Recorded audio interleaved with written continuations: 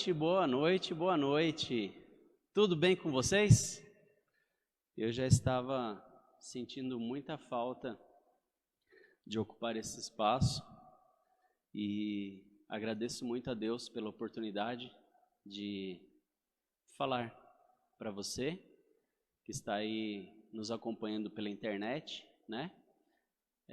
Pela página do Facebook. Nesse momento, se você quiser achar importante, compartilhe o nosso link com seus irmãos, com seus amigos, familiares, inimigos de repente, né? Mas o importante é você compartilhar, levar a mensagem do Advento a todo mundo em nossa geração. E nesse momento, gostaria que você fechasse seus olhos para juntos levantarmos uma prece ao nosso Deus. Querido e bom Pai, obrigado, Senhor, pela presença do Seu Santo Espírito, ó Pai, entre nós. Agradecemos porque o Senhor, além de Criador, é o nosso Redentor. E nos deu mensagens importantes, ó Pai, para proclamarmos em nossos dias. Peço a orientação do Seu Santo Espírito, ó Deus. Ilumine a minha mente, que o marco, ó Pai, desapareça e aqui só apareça Cristo. Por favor, esteja conosco, em nome, por amor de Jesus. Eu lhe peço e já agradeço. Amém. Bom, há algum tempo já estávamos estudando esse livrinho, né? Jesus, Restaurador da Vida. É um livrinho de estudos bíblicos, né? Se você tiver aí, você pode abrir na página 80, que o tema do nosso sermão de hoje será Identidade Adventista. Identidade. Quando eu era criança, e isso já faz algum tempo, eu lembro que quando eu fui tirar minha identidade, eu precisei ir até uma delegacia. Se eu não me engano, era até a 14ª delegacia de São Paulo. Eu fui lá, eu tinha por volta de 12, 13 anos. Eu preenchi alguns documentos. E dentre essas informações tinha o nome do meu pai, o nome da minha mãe, né, os dados familiares. Coloquei ali minha digital e ali estava a minha história. Estava pessoas que mostravam que eu era filho de alguém, que eu era neto de alguém. Eu levei a minha certidão de nascimento para comprovar. E ali eu era filho de alguém. E vez ou outra eu volto ao passado, né? E eu gosto muito, muito, muito mesmo de estudar a história. Eu fiz um cadastro num site. Esse site ele me ajuda a fazer a árvore genealógica da minha família. E eu, através de alguns documentos familiares, eu alcancei até meu tataravô. E minha tataravó, eu acho que sim, da minha mãe. E ali eu parei. Por que eu parei? Porque eles vieram da Itália. Se eu não me engano, da cidade de Gênova. E aí, bom, tenho descendência italiana, né? Aliás, perdão, uma ascendência italiana. E eu gosto muito de estudar a história, como eu já disse. E, vez ou outra, eu pego esse site, vou ali atualizando algumas coisas, pego informações com alguns irmãos, né, alguns parentes, e ali eu vou preenchendo as lacunas que ainda faltam. Quem sabe um dia eu encontre algum antepassado que ainda vive na Itália, né, algum parente distante que vive na Itália, e ali eu consiga prolongar aí minha árvore genealógica da minha família. Isso é uma identidade. Eu tenho uma identidade, eu tenho raízes, ok? E hoje nós estudaremos a identidade adventista. E a identidade adventista, ela é muito importante, porque você precisa saber, você enquanto adventista, eu enquanto adventista, nós temos que saber de onde nós viemos. Qual é a origem da igreja adventista? Será que ela foi mais uma igreja que foi trazida a público por causa de briga de pastores, liderança? Eles brigaram e aí nasceu uma outra denominação? Será que é isso? Essa noite nós estudaremos, além da identidade adventista, nós estudaremos também algumas doutrinas que são básicas da nossa igreja, né? Que tem poucas denominações que pensam dessa forma, ok? E nós, como adventistas, eu já disse que foi um movimento profético, né? Guilherme Miller, ele começou a estudar as profecias, e não só Guilherme Miller estudou as profecias de Daniel, né? Muitas outras pessoas na época dele estudaram essas profecias de Daniel 8 e trouxeram verdades para a época deles, ok? E nós fazemos parte dessa descendência. Na época não existia a igreja adventista, mas existia um povo, um movimento, que nós chamamos de movimento profético, ok? Dentre essas pessoas que tiveram, que começaram a pregar a volta de Jesus, como eu disse, Guilherme Miller, ele começou a pregar a volta de Jesus, ele estudando a Bíblia, ele chegou num texto que ele parou e se deparou até 2.300 tardes e manhãs e o santuário seria purificado. Guilherme Miller, ele entendeu que o santuário que seria purificado seria o planeta Terra. Mas Guilherme Miller, ele ficou muito receoso para divulgar essa mensagem. Então ele fez um acordo com Deus. Ele estudou durante anos essa mensagem. E ele pegou e fez um acordo com Deus. Ele se ajoelhou, falando com Deus, ele disse assim: se alguém me chamar, se alguém me convidar para pregar sobre esse assunto, eu irei. Um sobrinho dele, no momento que ele ajoelhou, orou a Deus, um sobrinho já vinha até ao encontro de Guilherme Miller e convidou o tio a pregar na igreja em que ele fazia parte, sobre essas profecias. O detalhe é que o menino, ele morava muito longe do tio, então ele demoraria pelo menos 30 minutos a pé para chegar, era uma distância considerável, né? E para a época era cavalo, charrete, esse tipo de meio de transporte, mas o menino foi a pé. Então ele teve muito tempo para chegar até o tio. Quando Guilherme Miller terminou de fazer a oração,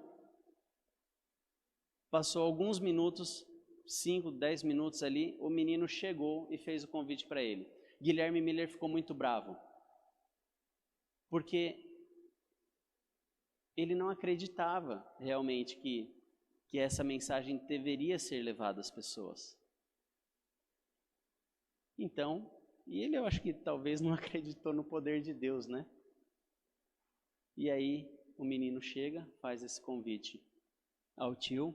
Guilherme Miller tem uma briga com Deus, fica nervoso, mas no final da história ele aceitou o chamado e pregou para muitas pessoas na época dele. Na época de Guilherme Miller também tiveram pessoas que pregaram a volta de Jesus. Olha só, Johann Petri, na Alemanha, Manuel Lacunza, no Chile, seguidos por José Wolff e Edward Irving, que pregaram essa mensagem, a mesma mensagem de Guilherme Miller. Várias outras pessoas, em diversos pontos do planeta, pregaram também a volta de Jesus. E eles acreditavam que o final das 2.300 tardes e manhãs, e você conhece a profecia, você sabe que essa é uma profecia longa, que começa ali na restauração de Jerusalém, né? Em 457 a.C., e culminaria ali em 1843, né? Fazendo as contas, culminaria em 1843. Como a gente não tem o ano zero, então 1844, ok? Como nós sabemos, Jesus não voltou. Mas então o que aconteceu? O que aconteceu em 22 de outubro de 1844? Que é o dia, inclusive, do Yom Kippur, dia do perdão para os judeus, né? Você conhece a história ali dos judeus, eles passavam um ano sacrificando cordeirinhos e tinham um dia no ano, que é o Yom Kippur, que eles dedicam ali, que eles fazem, o sumo sacerdote sai do santo e entra no Santíssimo para fazer a expiação ali dos pecados. Mas o que aconteceu? Aconteceu que o evento estava correto. O evento estava correto, mas o local do evento não estava correto. Eles acreditavam, como eu disse, que o santuário a ser purificado seria o planeta Terra. Mas não, existe um santuário no céu. E eles não se detiveram nisso. Olha só, Apocalipse 14 e o verso 6. Vou abrir aqui minha Bíblia. Você acompanha aí em sua Bíblia. E se você não tiver a Bíblia, irá aparecer o texto aí para você na tela. Apocalipse 14, 6.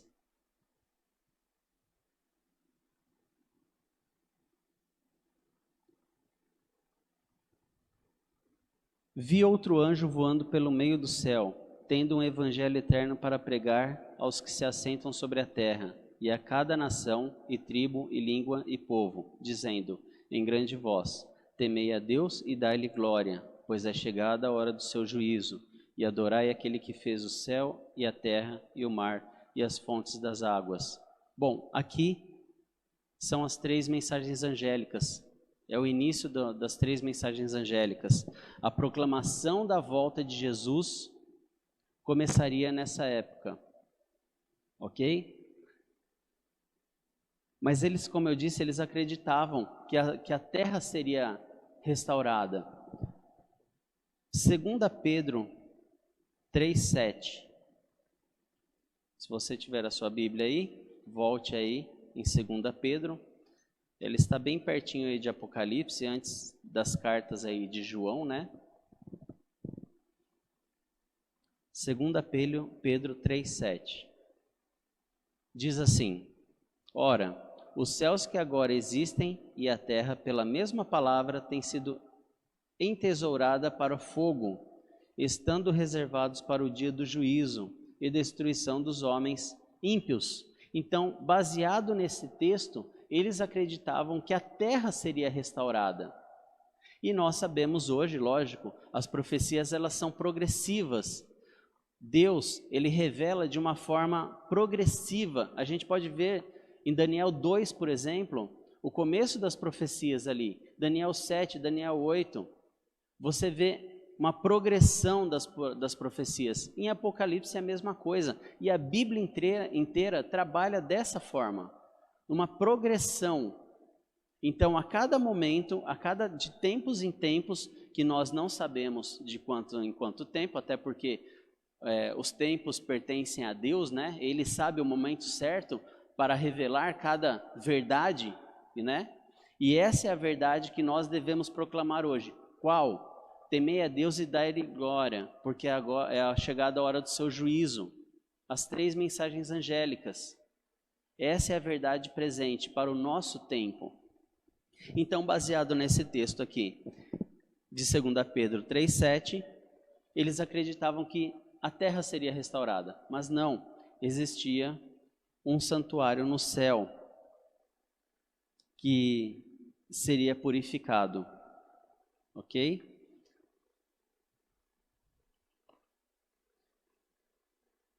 E por que então que Deus, ele fez um santuário na terra? Nós temos acesso direto a Deus, nós sabemos disso. Você pode agora, nesse momento, se ajoelhar e falar diretamente com Deus, sem intermediários. Mas nos tempos bíblicos, Deus viu uma necessidade de estar em meio ao povo. E aí eu gostaria de convidar vocês a abrirem suas Bíblias em Êxodo 25:8, lá no começo da Bíblia lá. Livro de Êxodo 25 e o verso 8.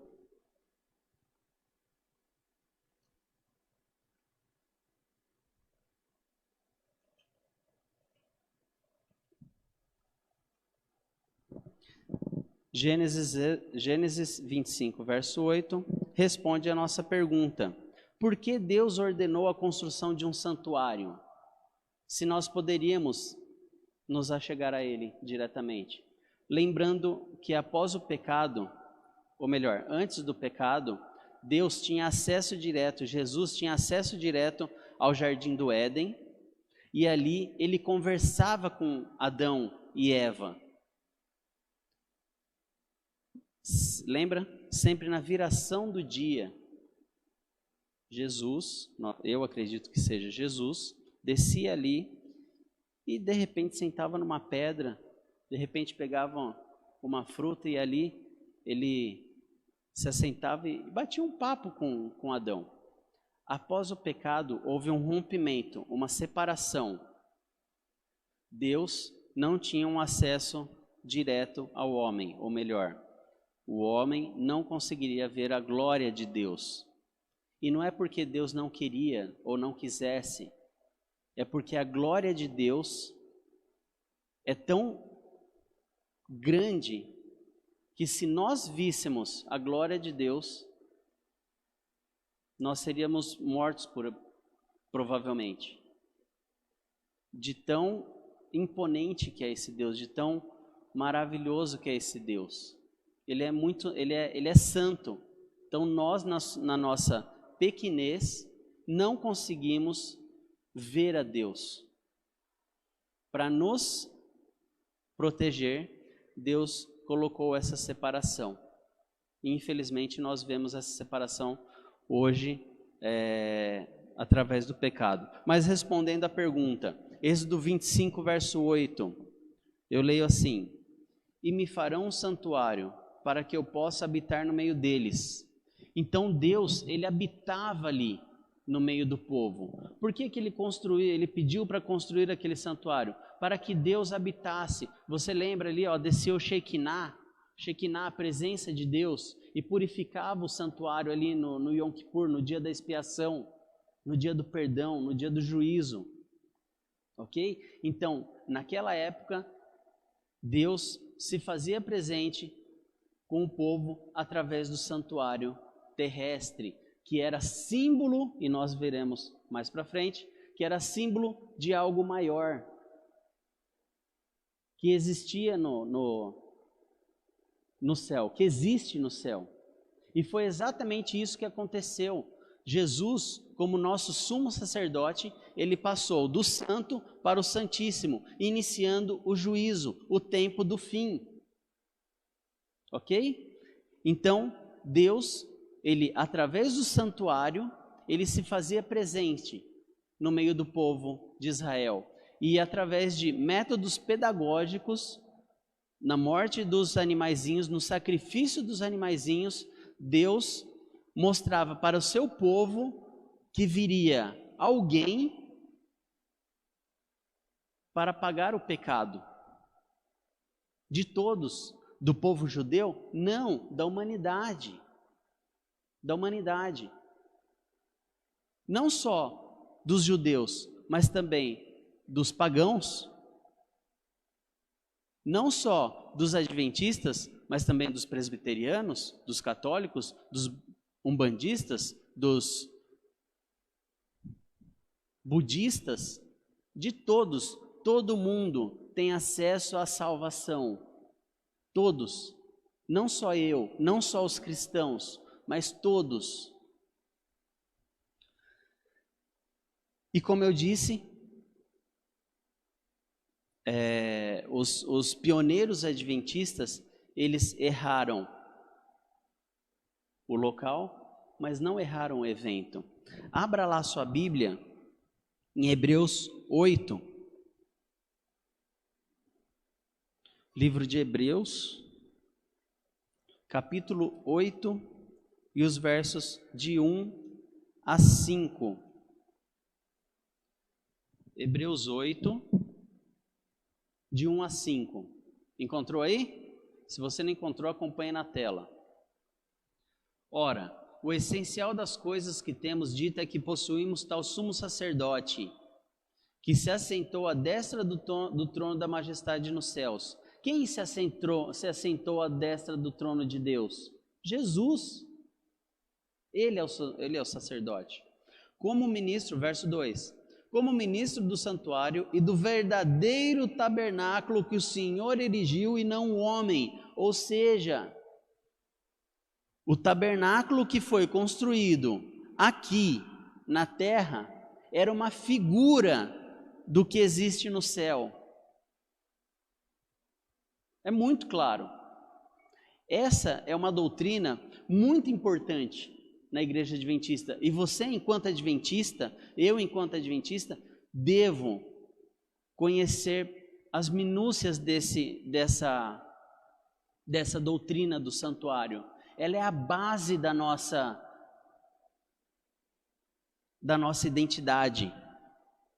O santuário foi por causa de um texto que fala sobre juízo, que remete a santuário, é que gerou um movimento chamado milerismo, depois adventistas, e por consequência em 1863 mais ou menos, nasceu a Igreja Adventista do Sétimo Dia enquanto instituição. Ok? Então nós temos uma identidade, não uma identidade lá do cartório de registros, mas uma identidade bíblica, uma identidade que ela é dada por Deus, não pelos homens. Continuemos aqui, verso 3. Pois todo sumo sacerdote é constituído para oferecer tanto dons como sacrifícios.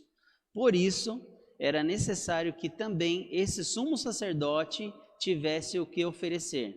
Ora, se ele estivesse na terra, nem mesmo sacerdote seria, visto existirem aqueles que oferecem os dons segundo a lei, os quais ministram em figura e sombra das coisas celestes, assim como foi Moisés divinamente instruído quando estava para construir o tabernáculo, pois diz ele: vê que faças todas as coisas de acordo com o modelo que te foi mostrado no monte.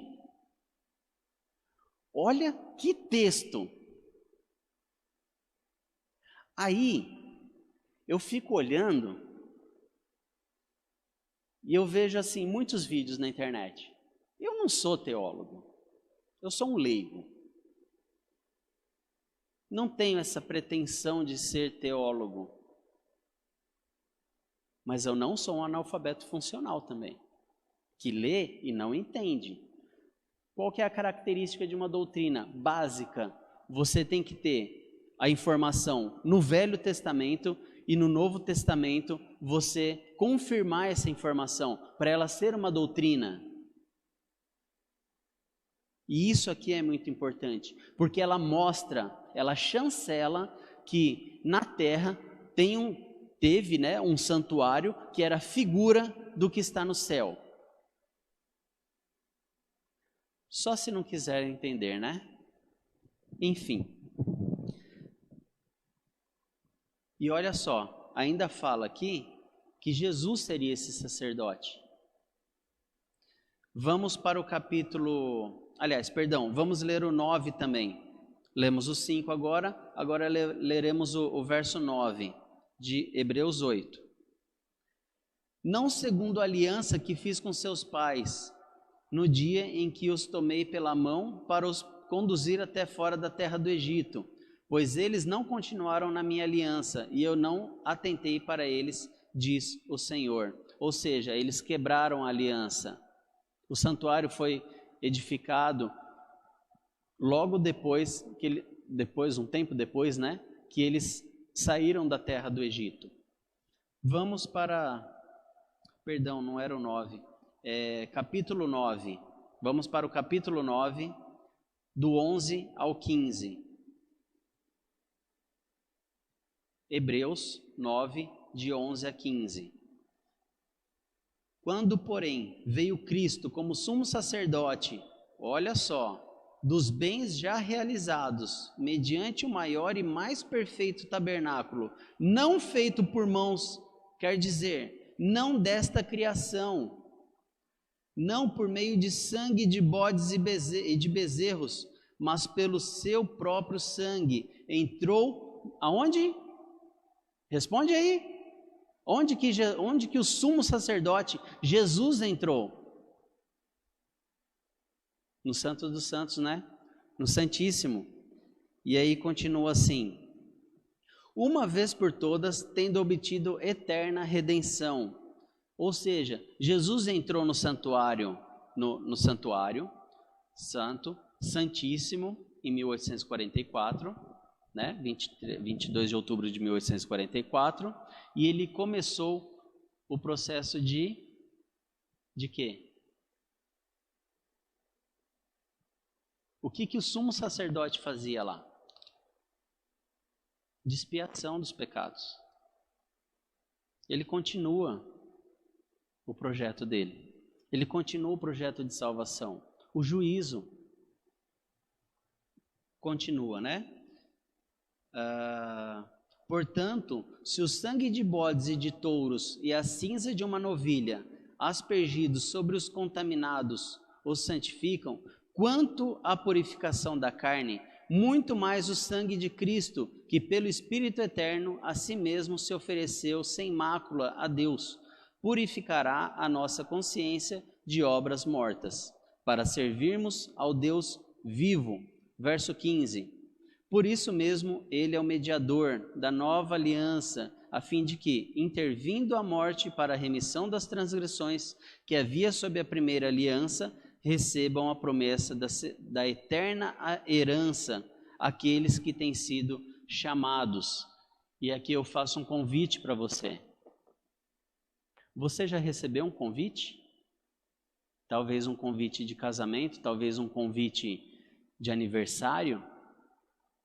Ultimamente não temos, recebido convites por toda a questão da pandemia, evitar aglomerações, e isso é muito importante para a nossa saúde, por enquanto, precisamos ter esse controle. Mas você recebe um convite. Você fica triste quando você recebe um convite? Eu não fico triste quando eu recebo um convite. Eu fico muito feliz, porque quando eu recebo um convite, significa que eu sou importante para aquela pessoa. Significa que ela fica feliz com a minha presença. Entende? E Jesus, Ele faz esse convite para nós. Eis que estou à porta e bato. Se ouvirdes a minha voz. Você tem ouvido a voz de Jesus te chamando? Talvez você está afastado da igreja, afastado dos caminhos de Deus. Talvez você quebrou a aliança com Deus. Aquela aliança que você fez. De repente você não acredita mais em Deus. De repente pessoas te magoaram. E você se afastou dos caminhos de Deus por causa de outras pessoas. Lembre-se, Deus, Ele faz o convite. Através do seu Santo Espírito. Ele fala ao seu coração. E é Ele que te convence do pecado, do juízo e da justiça. Amém? Então, Jesus, Ele está no céu intercedendo por nós. Quanto tempo vai demorar isso? Não sei. Eu não sei. O fato é que Ele está fazendo a obra dEle lá no céu, em nosso favor.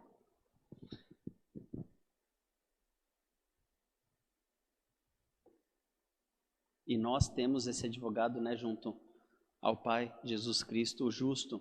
Está lá em 1 João 2:1.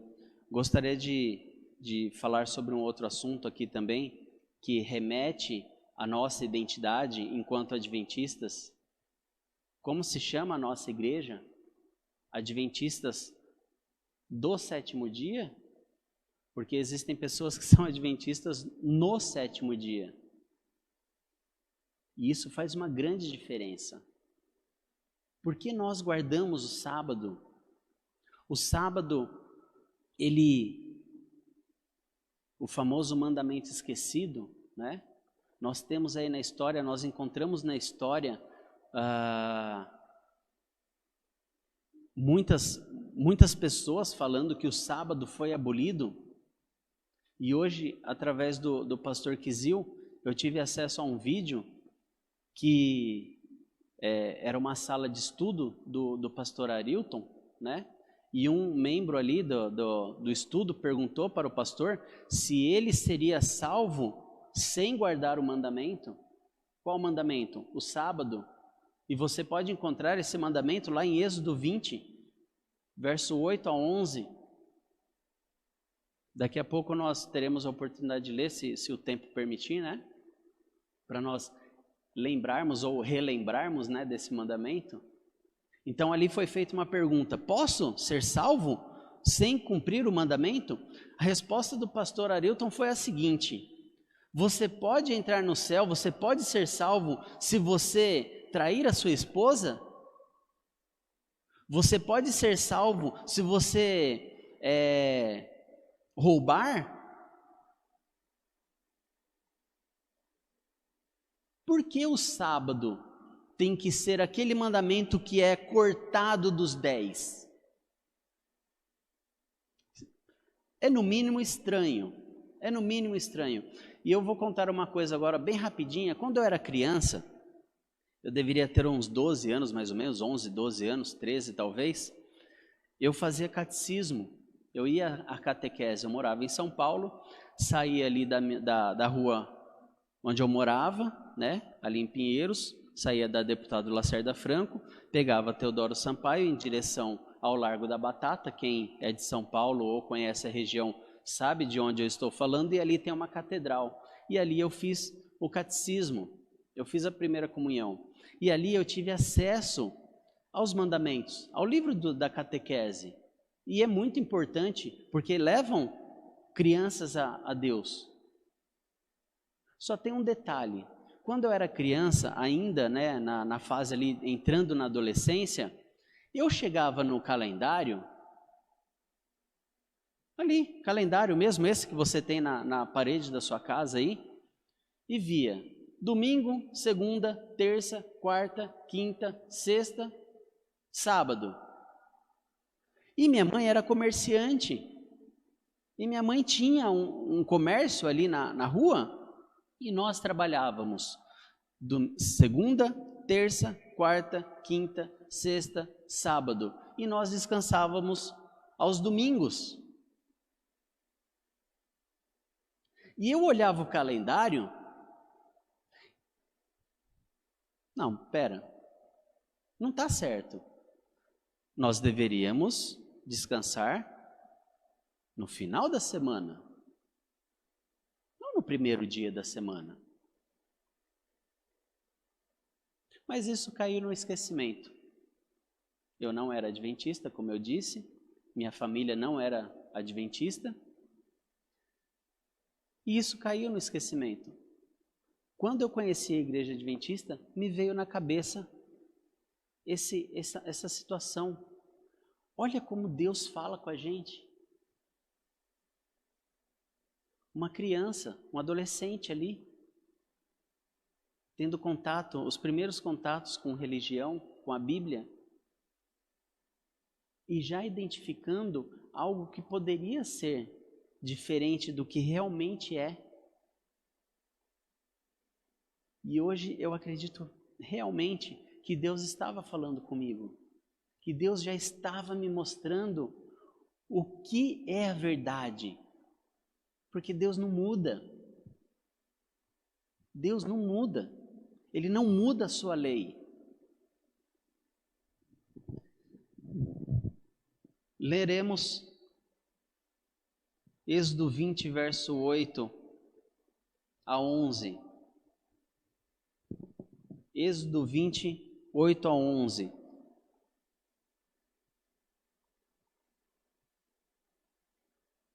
O interessante é que o verso 8 começa com a palavra assim: lembra-te. Por quê? Porque será que as pessoas se esqueceriam disso? Não dariam mais importância a esse mandamento? Lemos. Lembra-te do dia de sábado para o santificar. 6 dias trabalharás e farás toda a tua obra, mas o 7º dia é o sábado do Senhor teu Deus. Não farás nenhum trabalho, nem tu, nem teu filho, nem a tua filha, nem o teu servo, nem a tua serva, nem o teu animal, nem o forasteiro das tuas portas para dentro. Por quê? Por quê? Por que não? Porque em 6 dias fez o Senhor os céus e a terra, o mar e tudo que neles há, e ao 7º dia descansou. Por isso, o Senhor abençoou o dia de sábado e o santificou. Olha só, Deus, Ele dá o porquê que Ele fez. Ele dá o porquê. E o que é mais interessante, vamos lá em Apocalipse 14, 6 e 7.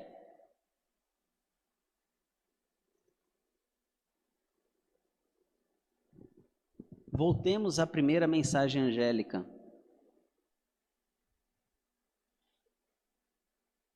Identifiquem algumas palavras que são iguais aqui, nesses 2 versos, 6 e 7 de Apocalipse 14, com Êxodo 20, 8 a 11.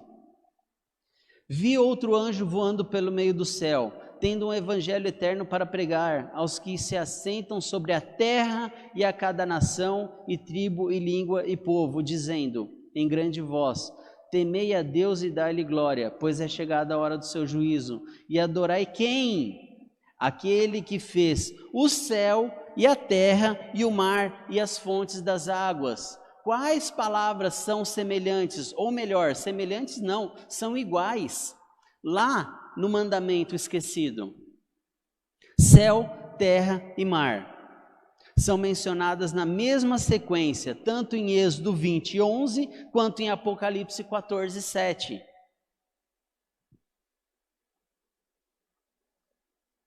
É no mínimo curioso, né? Olha como Deus se revela, como Ele revela a sua verdade. E hoje vemos um movimento muito grande para guardar o domingo como dia santo. Não tem problema você não trabalhar no domingo. É importante você descansar. Mas você tem que ter a consciência de que o dia santificado é o sábado, não o domingo.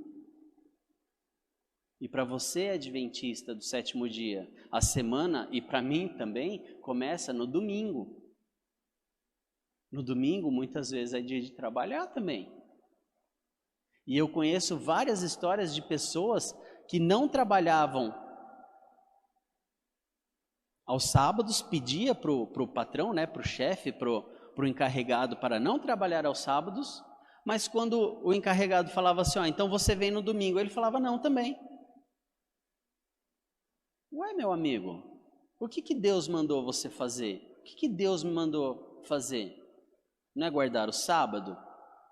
Então, se você estiver procurando emprego e tiver que trabalhar no domingo no lugar do sábado, vá. Tem um outro detalhe que eu não falei ali da história do pastor Arilton, que talvez possa destoar aí. Então quer dizer que, Marco, aquelas pessoas que não guardaram o sábado não serão salvas? Existe um detalhe aí. Consciente do mandamento ou não consciente do mandamento? Porque quando você é consciente de uma informação, você é rebelde se você não fizer. Agora, por ignorância, e mesmo assim, lá no santuário, existiam as ofertas pelos pecados de ignorância. É isso ou não é? Então olha só como Deus ele também pensa nas pessoas que não conheceram o mandamento ou os mandamentos, pecaram, mas por ignorância. Aí eu não vou entrar no mérito se essas pessoas serão salvas ou não, porque aí o juízo fica com Deus. O que eu estou querendo dizer aqui é que se você tem a consciência de que o sábado é santo e o sábado é para ser guardado e você não cumpre, você é rebelde. Entende a importância disso? A partir do momento que você sabe, acabou a história. Ou você cumpre, ou você levanta rebeldia contra Deus, contra o mandamento. Seguimos. Mas Marco, como que nós devemos guardar o sábado? Deus revela isso na sua palavra? Revela, lá em Isaías. Isaías 58.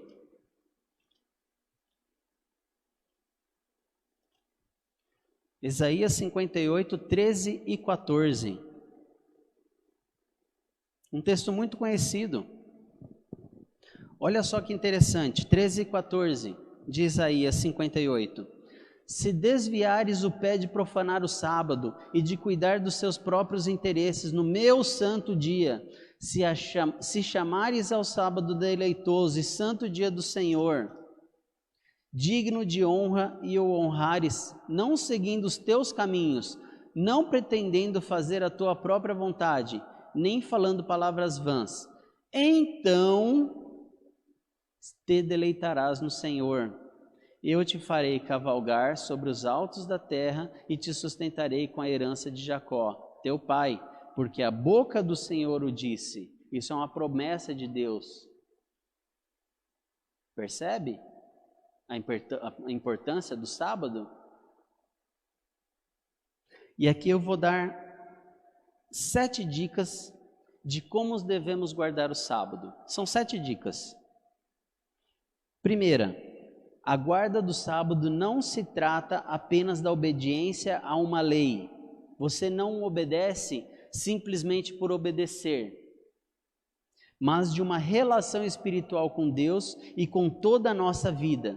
Somos no sábado aquilo que somos durante a semana e vice-versa. Ou seja, se você fala de Deus no sábado, você também fala de Deus nos outros dias da semana. Se você não fala de Deus no sábado, consequentemente você não falará de Deus nos outros dias da semana. Se você não tem um contato, uma oração periódica, sistemática com Deus durante a semana, no sábado provavelmente você não terá. Ou na melhor das hipóteses, será um adventista no 7º dia, só no sábado.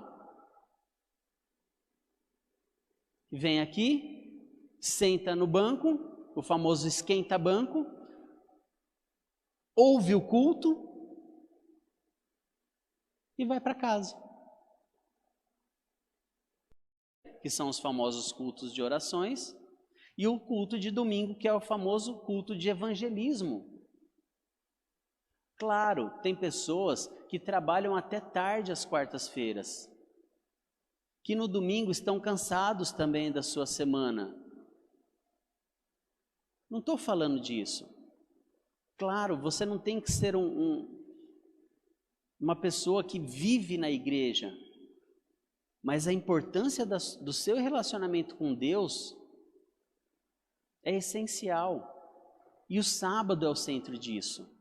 O sábado culmina no relacionamento que você teve durante a semana, estudando a lição da escola sabatina. Tanto é que no sábado nós recapitulamos a lição da escola sabatina que nós estudamos durante a semana.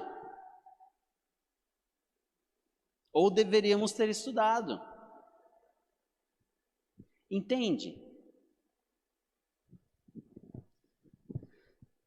Segundo, a preparação envolve toda a semana, especialmente a sexta-feira. 3. Os limites do sábado devem ser observados de pôr do sol a pôr do sol. 4. No sábado de manhã precisamos acordar mais cedo para evitar a pressa e a agitação. 5. As roupas do sábado devem refletir modéstia e bom gosto e devem ser preparadas antes. Na sexta-feira, você deve preparar a sua roupa do sábado, porque ela é especial.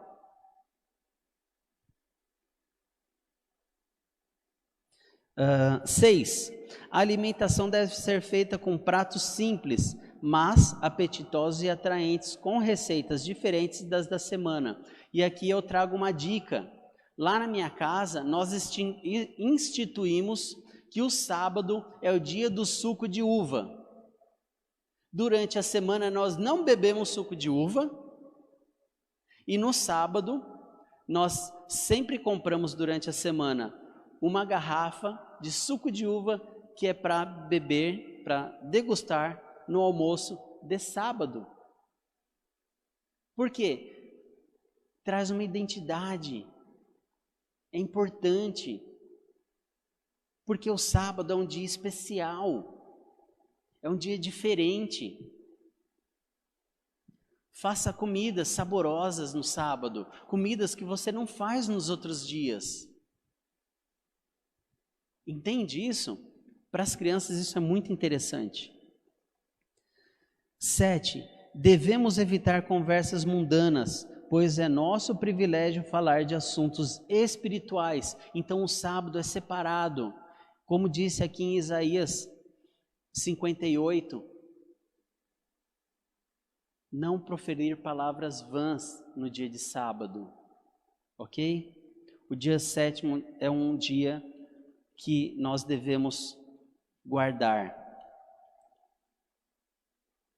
Outra doutrina errônea, que é da nossa identidade, e muitas batalhas teológicas têm sido travadas acerca desse assunto. Qual? A imortalidade da alma. Olha só que interessante. A alma pode morrer? Ezequiel 18, verso 4.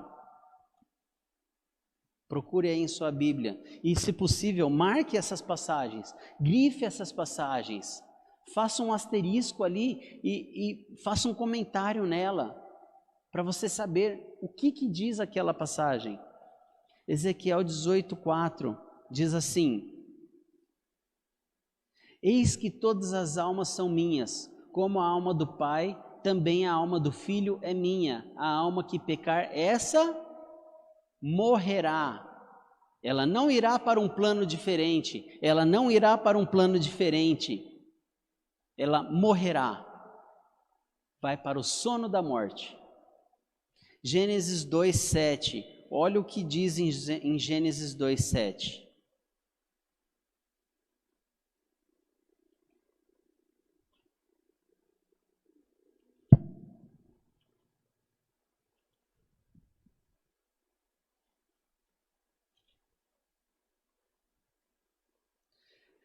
Gênesis 2, verso 7. Então formou o Senhor Deus ao homem do pó da terra e lhe soprou nas narinas o fôlego de vida, e o homem passou a ser alma vivente e não passou a ter alma vivente. Algum tempo atrás eu falei desse assunto aqui, sobre a diferença de ser e de ter. E no mundo cristão e no mundo todo, não é só uma questão teológica isso, a crença da imortalidade na alma, é uma questão de...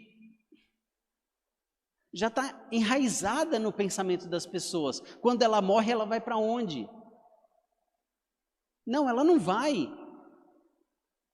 Ela volta para Deus, aquele fôlego de vida, o ruar, a palavra em hebraico é essa, que significa sopro de Deus, o que dá vida à pessoa,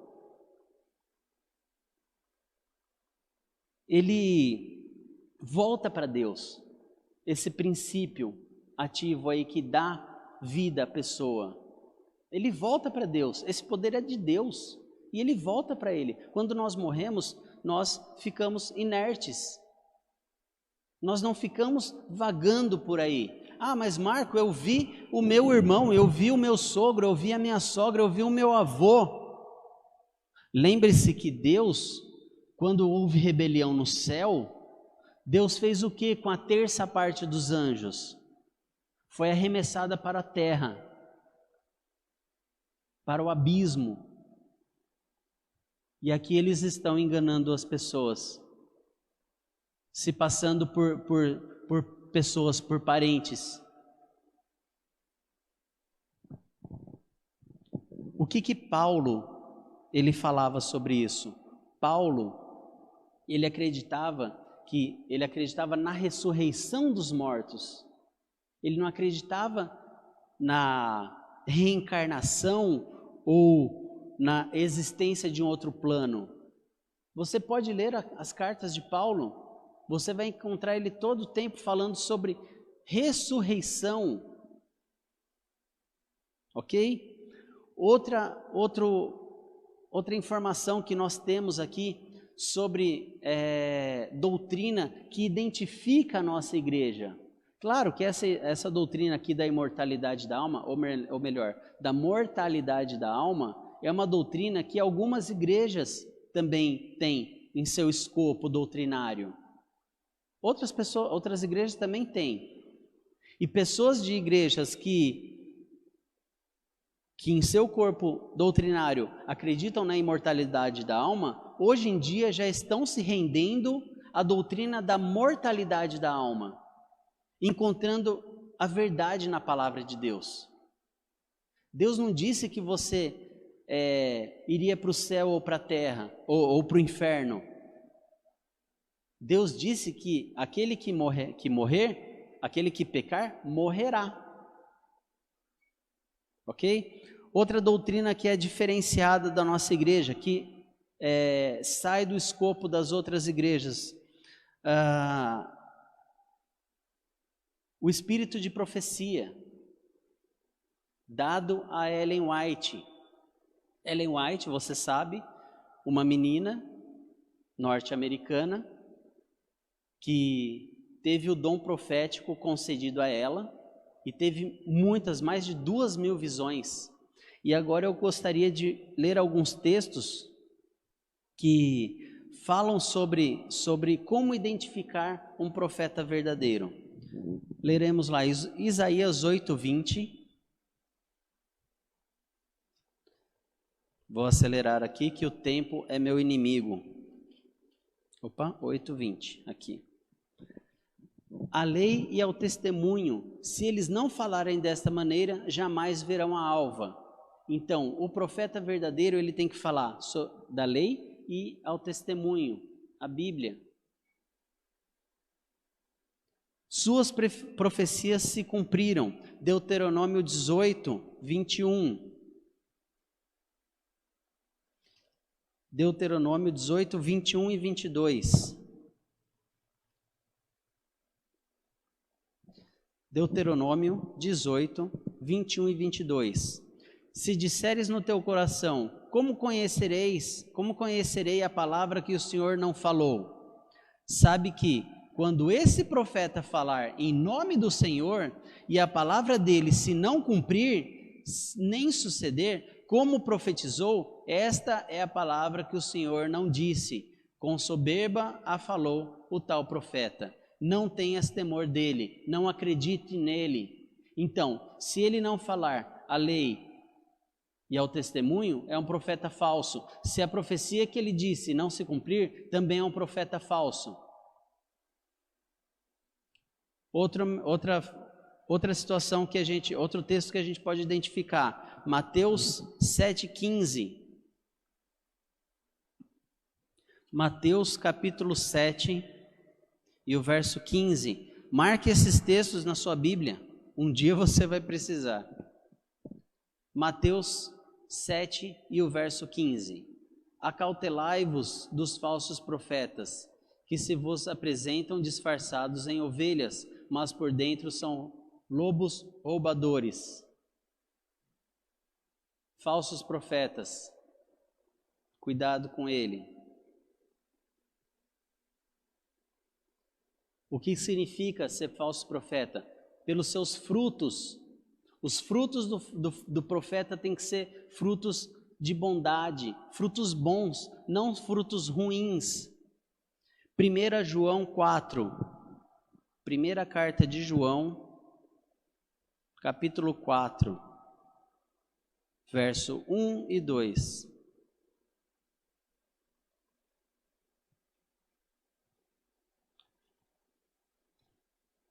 Primeira João 4, verso 1 e 2. Eita, passei aqui. Amados, não deis crédito a qualquer espírito, antes provai os espíritos se procedem de Deus, porque muitos falsos profetas têm saído pelo mundo fora. Nisto reconhecereis o Espírito de Deus. Todo espírito que confessa Jesus Cristo veio em carne é de Deus. Esses dias eu vi uma live dizendo que Jesus não ressuscitou. E ela se diz uma cristã, essa pessoa. Ela é verdadeira? Ela não se diz profeta, mas ela é cristã? Olha o que a Bíblia própria diz.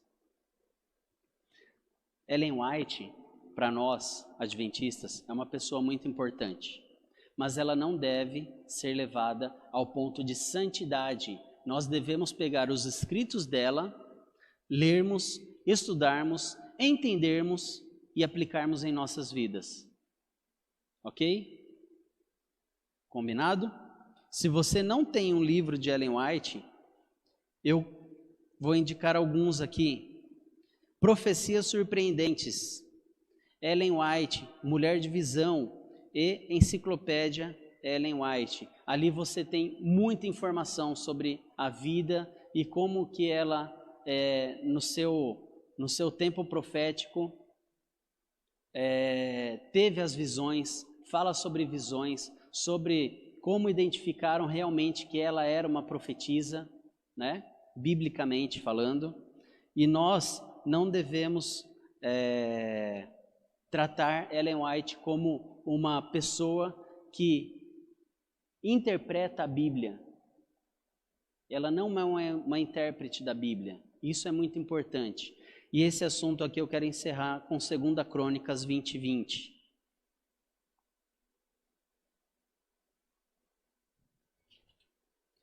Segunda Crônicas 20, 20.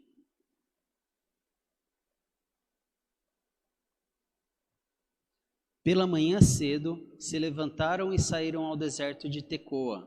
Ao saírem eles, pôs-se Josafá em pé e disse: Ouve-me, ó Judá, e vós, moradores de Jerusalém. Crede no Senhor vosso Deus e estareis seguros. Crede nos seus profetas e prosperareis. Leia os livros de Ellen White. Leia as mensagens de Ellen White. Você quer ser próspero espiritualmente? Vá aos profetas.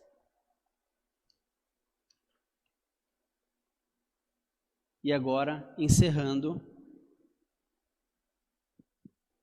hoje nós estudamos sobre a identidade da Igreja Adventista, como ela nasceu, de uma forma muito rápida, porque são muitos textos, muito assunto, isso dá uma semana de oração, na verdade dá um mês inteiro de pregações sobre esse assunto.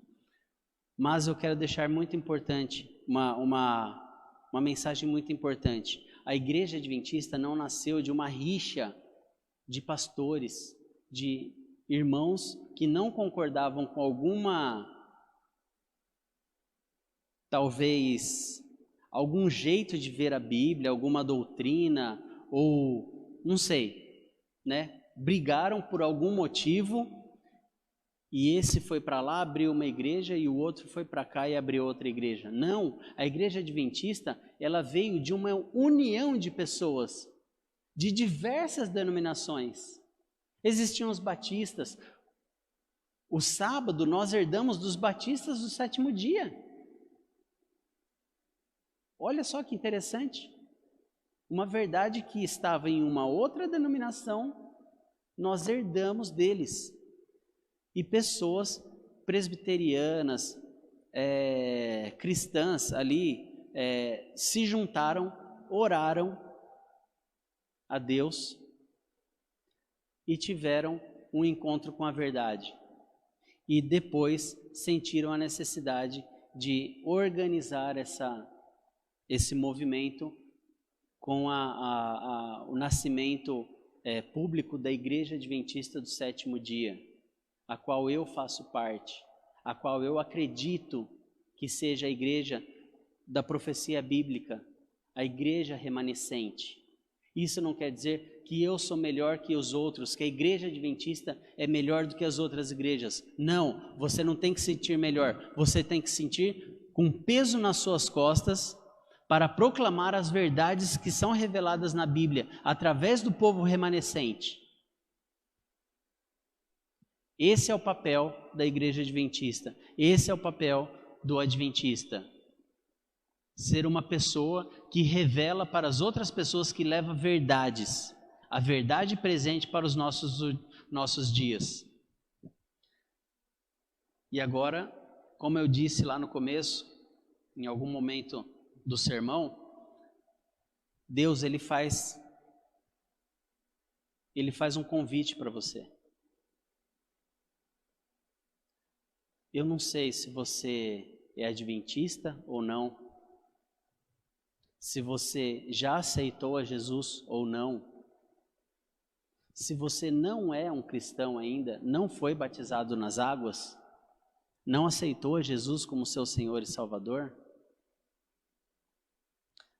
Jesus faz o convite para você hoje.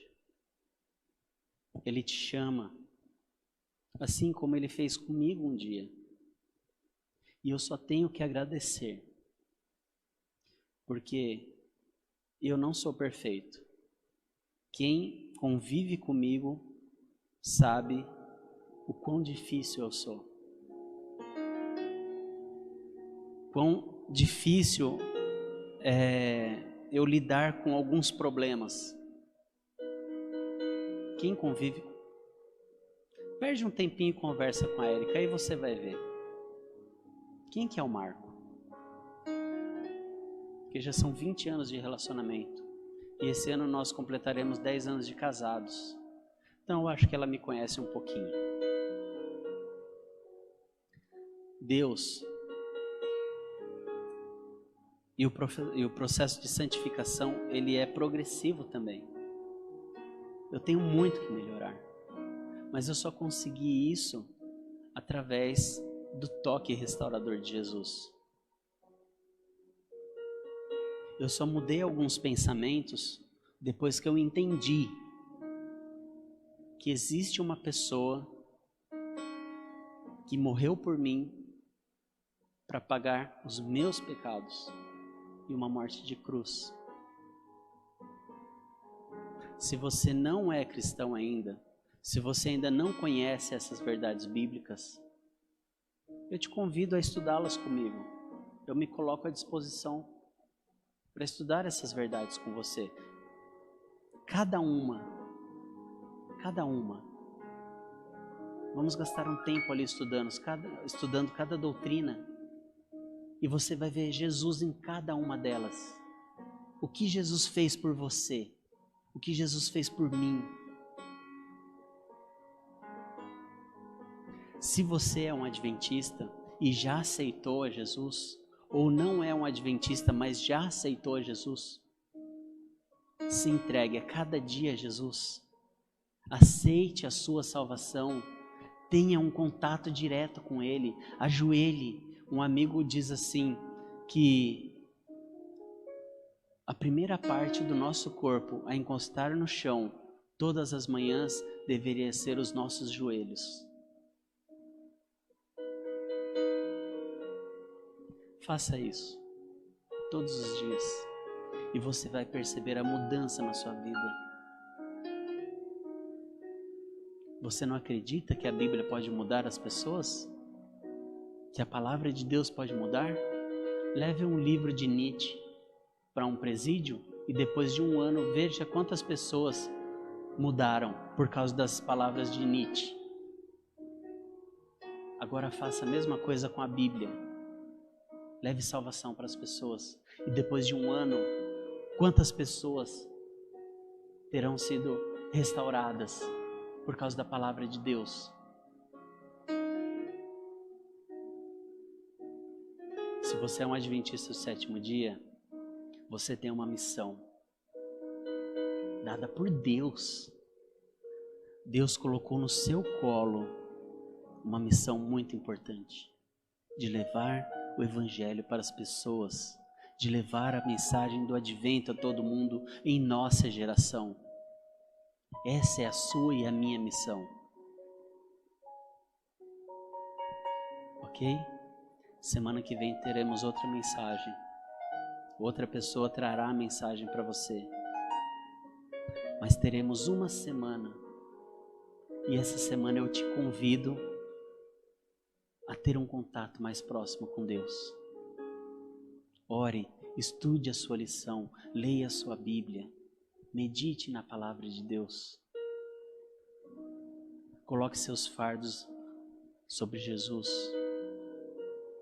Vamos orar? E logo em seguida teremos o hino final.